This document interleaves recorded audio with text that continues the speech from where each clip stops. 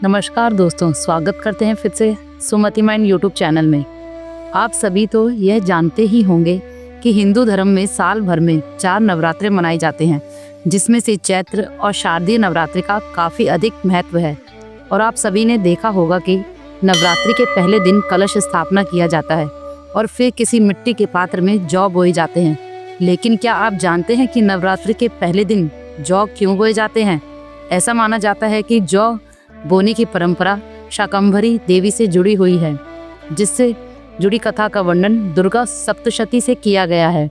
दुर्गा सप्तशती के 11वें अध्याय में वर्णित कथा के अनुसार देवी और देवताओं की स्तुति से प्रसन्न होने पर शाकंभरी देवी सभी देवी देवताओं से कहती है कि देवताओं, जब पृथ्वी पर 100 वर्षों के लिए वर्षा रुक जाएगी और पानी का अभाव हो जाएगा, उसी समय मुनियों के सत्वन यानी स्तुति करने पर मैं पृथ्वी पर रूप में प्रकट होंगी और अपने 100 नेत्रों से मुनियों को देखूंगी।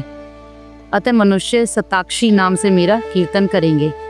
देवताओं, उसी समय में अपने शरीर से उत्पन्न हुए शकुन द्वारा समस्त संसार का भरण पोषण करूंगी और जब तक वर्षा नहीं होगी तब तक शक ही सबके प्राणों की रक्षा करेंगे।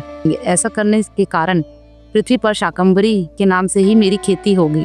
और ऐसा माना जाता है कि देवी के शरीर से उत्पन्न हुए शाक जौ ही थे और इसलिए हिंदू धर्म में कोई भी शुभ काम जौ के बिना अधूरा माना जाता है। साथ ही यह भी माना जाता है कि सृष्टि में सबसे पहले फसल जौ ही थी और यही वजह है कि जौ को हिंदू धर्म में पूर्ण फसल की मान्यता दी गई है। हिंदू धर्म में वर्णित कथा के अनुसार एक बार एक गुरु बृहस्पति ने ब्रह्मा जी से सवाल किया कि हे ब्रह्मा, नवरात्रि क्यों मनाए जाते हैं? तब ब्रह्मा जी ने कहा, बृहस्पति, तुम्हारे इस प्रश्न का हल इस कथा में छुपा हुआ है। बहुत साल पहले मनोहर नगर में एक अनाथ ब्राह्मण रहा करता था, जिसका नाम पिठत था। वह देवी दुर्गा का बहुत बड़ा भक्त हुआ करता था। युवा होने पर उसकी शादी हुई और फिर कुछ दिनों के बाद उसकी पत्नी ने एक कन्या को जन्म दिया, जिसका नाम सुमति रखा गया। जब उस कन्या को ज्ञान हुआ तो जब भी पिठत देवी दुर्गा की पूजा अर्चना करता, वह कन्या वहाँ बैठी रहती। लेकिन एक दिन वह कन्या देवी दुर्गा की पूजा में बैठने की बजाय अपनी सहेलियों के संग खेलने चली गई। यह देखकर पिठत अपनी पुत्री पर क्रोधित हो गया और उसके पास जाकर कहने लगा, दुष्ट, आज तुमने माँ दुर्गा की पूजा क्यों नहीं की? इस अपराध के लिए मैं तेरी शादी एक कुष्ठ रोग से ग्रसित युवक से कर दूंगा। पिता की बातें सुनकर सुमति को बड़ा दुख हुआ, लेकिन वह अपने पिता से बोली, पिताजी, मैं आपकी पुत्री हूँ और आप जैसा चाहें वैसा कर सकते हो। अगर मेरे भाग्य में कुष्ठ रोग पति ही लिखा हुआ है तो मैं क्या कर सकती हूँ, क्योंकि जो इंसान जैसा कर्म करता है उसे वैसा ही फल प्राप्त होता है। क्योंकि कर्म करना मनुष्य के अधीन है और फल देना ईश्वर के अधीन है। अपनी पुत्री सुमति के मुख से ऐसी बातें सुनकर पिठत का क्रोध और बढ़ गया और इसी क्रोध में आकर उसने कुछ दिनों के बाद अपनी कन्या का विवाह एक कुष्ठ रोगी से कर दिया। विवाह के बाद जब सुमति अपने ससुराल को जाने लगी तो पिठत ने कहा कि बेटा, अपने कर्मों का फल भोगो। देखिए, भाग्य के भरोसे रहकर क्या करती हो। पिता की बातें सुनकर सुमति रोने लगी। क्या सच में मेरा भाग्य इतना खराब है जो मुझे कुष्ठ रोगी जैसा ग्रसित पति मिला? फिर वह अपने पति के साथ वन में चली गई और फिर अगले दिन देवी दुर्गा सुमति के सामने प्रकट हुई और बोली, हे पुत्री, मैं तुमसे प्रसन्न हूँ और तुम जो चाहें वह वरदान मांग सकती हो। तब सुमति बोली कि हे देवी, आप कौन हैं? मैंने आपको आज से पहले तो कभी नहीं देखा। तब माँ दुर्गा बोली, पुत्री, मैं आदि शक्ति भगवती हूँ और मैं तुम्हारे पूर्व जन्म के पुण्य के प्रभाव से प्रसन्न हूँ। देवी दुर्गा की बातें सुनकर सुमति ने कहा, माँ, मैं पिछले जन्म में कौन थी? कृपया मुझे विस्तार से बताइए।